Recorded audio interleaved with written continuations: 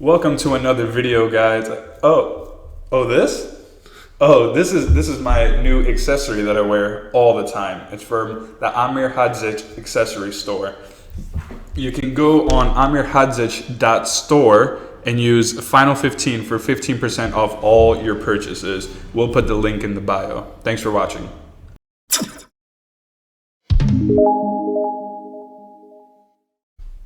All right, UFC Fight Night, Overeem versus Harris this Saturday, bro. I'm excited, brother.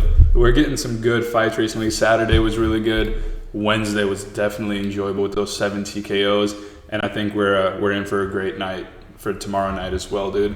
Definitely we're highlighting some specific fights here that we think you guys are really going to enjoy if you get around to watching it. I know we're going to. But specifically, not much on the prelims that stands out to me. A lot of up-and-comers trying to make their name right now. Minus the headline or the prelims with Matt Brown. Of course, yeah. One fight I want to have an eye on was, the Matt Brown fight for sure. And then the one right before that, the Anthony Hernandez and Kevin Holland fight. So if you guys get a chance to watch that, it's supposed to be a really good fight. But specifically, Matt Brown and Miguel Beza. Matt Brown's been around for a long time. He is 39 years old. 39 years old. Old man power. You banking on that again? Dude, I'm banking it up. I'm 2 for 2 right now with the old man power. You're right. But Beza's coming in 8-0. He is. So it's going to be a good test for him, to see if he's going to be able to compete with these, UFC well-known names, and Matt's no pushover. I mean, I believe it was his last fight, maybe. They were calling the elbow from hell. He caught that leg, came over, and dropped the dude. I don't think I've seen that fight, dude. Oh man, it was a dirty knockout. He destroyed this kid. He destroyed this kid. Yeah, but honestly, it's hard to go against Matt Brown, but I think I'm gonna call Beza winning this fight. What round? I'll even give it a first round TKO. First round TKO. That's what I'll call this one. Hey, I'm going with the old man power again. Old man power again. Decision. Old man power. Decision by Matt Brown. All right, and maybe he'll humble the newcomer. Oh, for sure, and dude. We'll see how that goes. Going into the main card starts off with Song Yadong, and so it's something about my dong. Yeah, Song Yadong. I think it's Song the Terminator Yadong or something like that. Versus Marlon Chito Vera. I don't know either one of those fighters for real. So, yeah, I know Chito Vera was supposed to fight Sugar Sean O'Malley a couple times. And each time it fell out because of Sean's weird testing that he's been failing. And even though, apparently he hasn't been taking anything. I'm a big Sean O'Malley fan. I know you are. Yeah, so I would have, I got money on him all day whooping Chito Vera. But Chito he's a brawler, he doesn't, his fighting style doesn't remind me of Tony Ferguson, but he's in your face. He's going to make it a dirty fight. Right. He's going to cut you up with elbows. But Song Yadong is, apparently very technical. He's got good kicks. So it might be, technical fighter versus brawler in this one. And in my opinion, 8-9 times out of 10, you got to go technical on that. It's like fair enough. When Anderson Silva first came into the UFC, his debut was against not gonna remember right now, of course. Chris Lieben. Okay. And Chris Lieben, came out the Ultimate Fighter. He's this brawler with his iron chin. And Anderson Silva, we all know, is a technical genius, and he pieced him up. So I think I'm gonna go the same with this one, but I know it's gonna be super close. I'm a coin flip with this one. Coin flip. I don't know either fighter, but I will be tuning in to watch. So I'll go Song Yadong split decision. Split decision. It'll be slim, brother. Okay. Yeah. But that's my pick for this fight. So definitely, but it could go either way. Like you said, flip of the coin. Chito could go in there and TKO him in the second round. You just never know with these guys because they're both super talented. But after that, we got a good fight with Eric, your boy Anders, and Krzysztof Jotko. I'm interested in that one. I had some hype on Eric Anders for a while, and then Khalil Roundtree fucked him up. Right. So after that, you know, he's been having a little bit of Jocko's trouble. been having a great couple years, dude. Jocko's good, man. He's definitely doing his, he's getting his name out there a lot. He fought right before last November, I believe it was. Did he? Yeah, I think he won by was it submission, I want to say. Okay. I'm not super familiar with Jocko. I believe it was a submission. Again, I could be 100% wrong, but like about 95% sure it was a submission win in the second round. Okay. Going into this just from knowing a little bit about both of them, you think Jocko's going to win this one? Okay. I'm saying. See, I'm flipping the coin on this one, but I'll give it to Jocko just because I haven't. They're both coming off 2-fight win streak, I believe. Mm-hmm. So it's probably fairly evenly matched. But yeah, Eric's just, after I saw him get pieced up by Khalil Roundtree, it just showed a lot of holes in his game. So, maybe Jocko can take advantage of that, or maybe he'll go out there and he's worked on his game. We'll see. But after that one, I'm super excited about this fight. It's Dan Ige and Edson Barbosa. Dude, Barbosa's been on a tear lately. So he's dropping to featherweight for this one. Is he? Yeah. And he made weight okay, but it's like, how much does that affect you? He's a tall guy. He's very skinny already. Right. Now he's going to 45. That's tough, man. Dan Ige is he's a very technical sound. Yeah, he kind of reminds me of like a Carlos Condit, but he's not going to go out there and do anything wild. But that's kind of where they vary. Where I think if Edson Barbosa were to win this, it's going to be from implementing his kicks a lot. Right. He's got those spinning heel kicks or head kicks. He's going to throw a lot of those, in my opinion.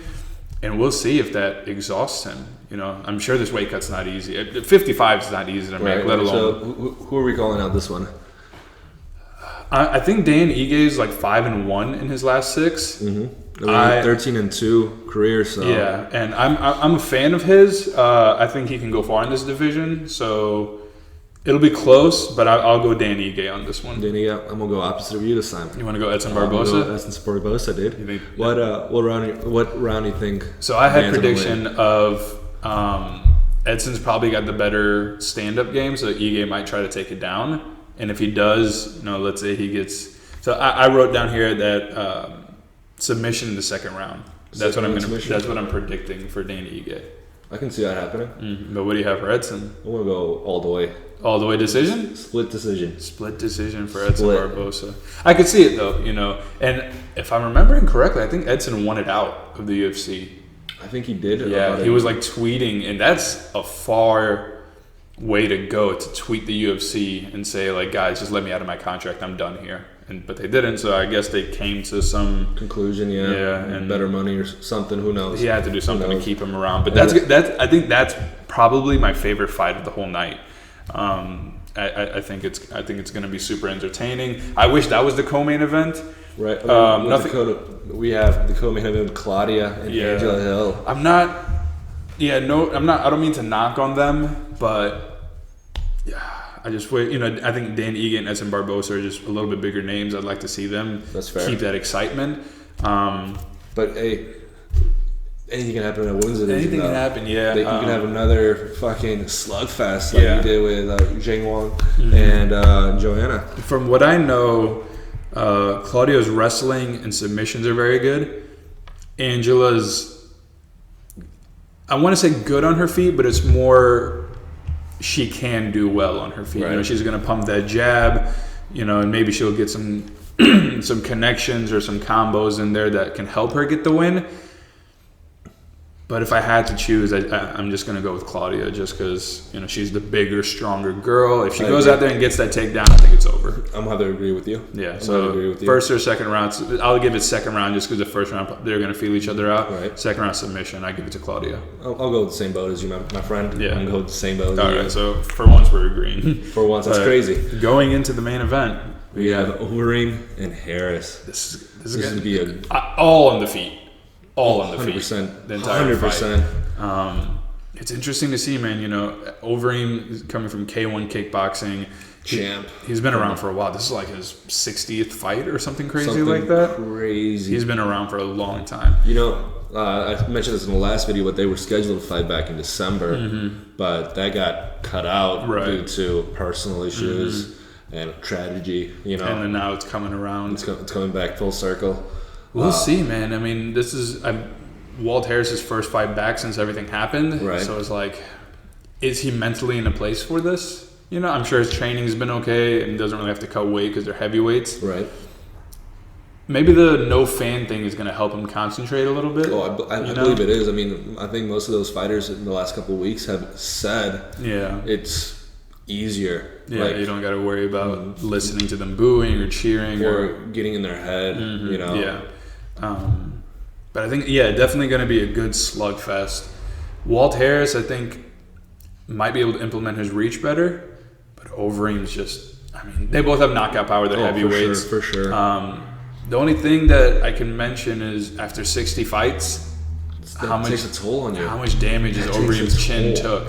You know, he's gotten hit a lot. You saw what Rosenstrike did to him. Yeah, he with busted that fucking open lip. Like, that was wild. Yeah. But it's hard to count Overeem out, you know. It really is. It really is. I honestly wouldn't be mad. I mean, I like to watch him fight, but I wouldn't be mad if he went to like a 1FC or something. Or, you know, maybe Bellator, you know. Well, I can see him going to Bellator. Yeah. I mean, that's where all the, I don't want to say washed up stars go, but that's where they all go. Yeah, once they're done in the UFC, they kind of head over there. I wouldn't mind just, you know, he might be a little bit higher, closer to the title in another company.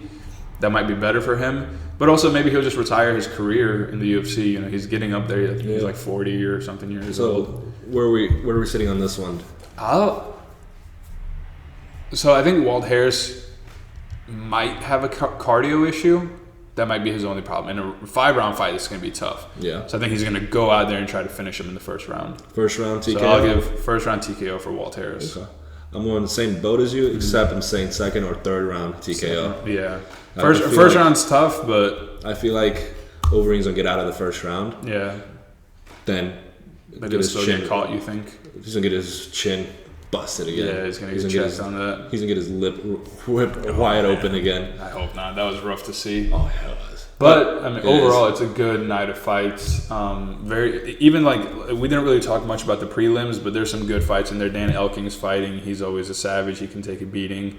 But I think it'll definitely be enjoyable.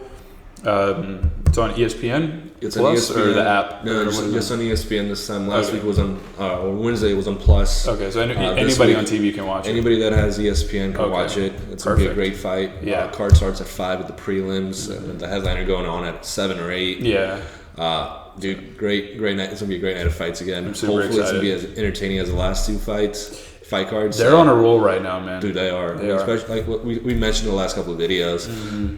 They're the only sport out there. Yeah, and they're carrying that weight on their shoulders. They're doing good. Yeah. And Dana White already announced May 30th. They're trying to get in Vegas. He didn't really announce. They haven't announced a lot on the card. Right. But May 30th, they're trying to get in Vegas, and he's like, if Vegas won't let us do it, we'll just do it somewhere else. So maybe Fight Island. Yeah, maybe. Well, he said.